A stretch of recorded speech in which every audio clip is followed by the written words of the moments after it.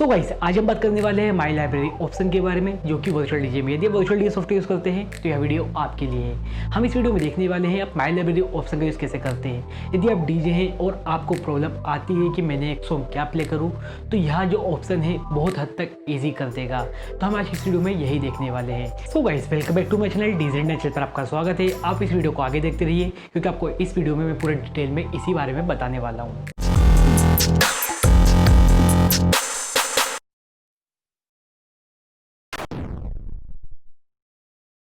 So guys, यदि आपको माई library का ऑप्शन चाहिए तो आपको ऐड करना पड़ेगा। जैसे कि आप यहाँ देख सकते हैं, हम सेटिंग पर जाते हैं। सेटिंग पर जाने के बाद आपको एक्सटेंशन पर जाना पड़ेगा। एक्सटेंशन पर जाने के बाद आपको पेट्स पर जाना पड़ेगा। यहाँ अदर्स पर जाइए और यहाँ पर डाटाबेस फिल्टर पर क्लिक करना पड़ेगा। तो आप यहाँ देख सकते हैं, आपको यहाँ पर माई लाइब्रेरी एड ऑन देखने को मिलता है। इसको ऐड करना पड़ेगा, इंस्टॉल करना पड़ेगा।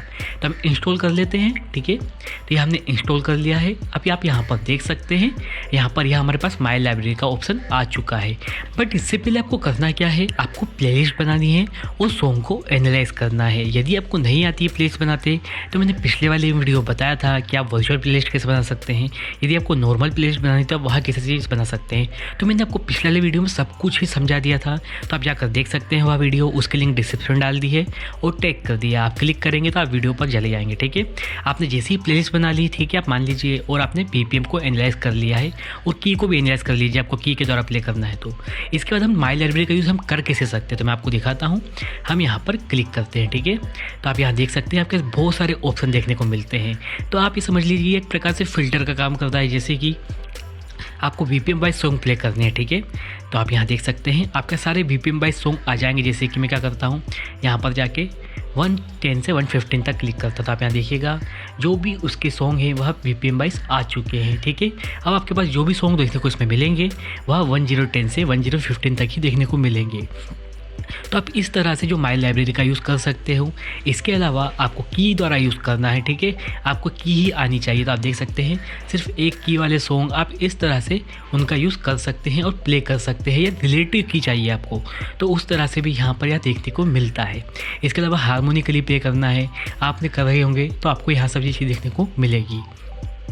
इसके अलावा आपको टाइटल वाइज चाहिए तो आपको टाइटल वाइज मिल जाएंगे, या आपको एल्बम वाइज, या आप बोल सकते हैं आपको आर्टिस्ट वाइज चाहिए, आप अपने हिसाब से यहाँ पर देख सकते हैं और प्ले कर सकते हैं।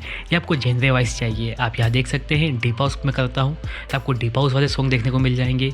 बट आपको याद रखना है, आपने जो प्लेलिस्ट है उसको एनालाइज किया हो या प्लेलिस्ट बनाई है। ठीक है, इसके बाद आप यहाँ पर देख सकते हैं, आपने कोई एडिट्स बनाए हैं तो वहाँ भी आपको यहाँ पर देखने को मिलते हैं।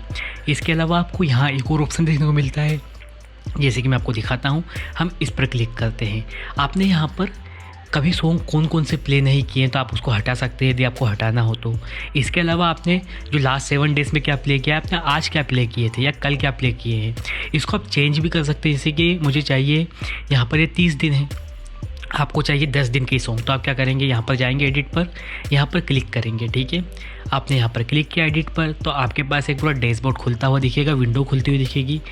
तो आप यहाँ देख सकते हैं, यह ऑप्शन आ चुका है। अब यहाँ पर 30 लिखा है, तो आप क्या कीजिएगा, यहाँ पर आप 10 कर सकते हैं। जैसे मैं 10 क्लिक करता हूँ, ठीक है, और डाटाबेस पर करिएगा यहाँ पर, और इसे आप हटा दीजिएगा। अब इसमें जो भी आपको देखने को मिलेंगे सॉन्ग, वह सिर्फ लास्ट जो 10 जिसमें प्ले किए हैं आपने, वही आपको इसमें देखने को मिलेंगे। यदि आपको रिनेम करना है यहाँ पर तो आप कर दीजिए, यहाँ पर लिख दीजिए आप 10 डेज़। ठीक है, जिससे आपको मेमोराइज रहेगा, आपको याद रहेगा। तो इस तरह से आप नाम भी चेंज कर सकते हैं। ऐसा ही आप की पर भी कर सकते हैं। जैसे कि आप यहाँ देख सकते हैं, यहाँ पर भी आप एडिट कर सकते हैं और आप अच्छे से प्ले कर सकते हैं। यदि आपको हारमोनिकली प्ले करना है तो आप कर सकते हैं। यदि आपको रिलेटिव की के बारे में नहीं पता तो मैंने पहले से वीडियो बना के रखा हुआ है, आप जाकर देख सकते हैं। उसके लिंक भी डिस्क्रिप्शन डाल दी है, टैग कर दी है, तो आप वहाँ वीडियो भी देख सकते हैं। मैंने आपको सब कुछ उस वीडियो में यहाँ सारी चीज़ें समझाई है। बट आपको यहाँ पर सिर्फ वर्चुअल डीजे पे इस पर क्लिक करना है, आपको रिलेटिव की सब कुछ इसमें पता पहले ही लग जाएगी, तो आप अच्छे से प्ले कर सकते हैं। तो मुझे लगता है यह बहुत बेस्ट ऑप्शन है। यदि आपको रिलेटिव की, हारमोनिक की नहीं पता है तो आप इन सारी चीज़ों का यूज़ कर सकते हैं। और मुझे लगता है सब कुछ फ्री है, तो आपको यूज़ करना भी चाहिए। सो गाइस, मुझे ऐसा लगता है यह ऑप्शन आपके बहुत काम आने वाला है यदि आप वर्चुअल डीजे सॉफ्टवेयर यूज़ करते हैं। तो यदि आपको यह वीडियो अच्छी लगी है, आपको इससे कुछ फ़ायदा मिला है, तो इस वीडियो को आप लाइक कर सकते हैं, दोस्तों में शेयर कर सकते हैं। यदि आप ऐसी वीडियो देखना चाहते हैं तो मेरे चैनल को लीजिए सब्सक्राइब, बेल आइकन का बटन भी दबा दीजिए, जिससे आप तक मेरी नोटिफिकेशन सबसे पहले पहुँचते रहे। Thank you.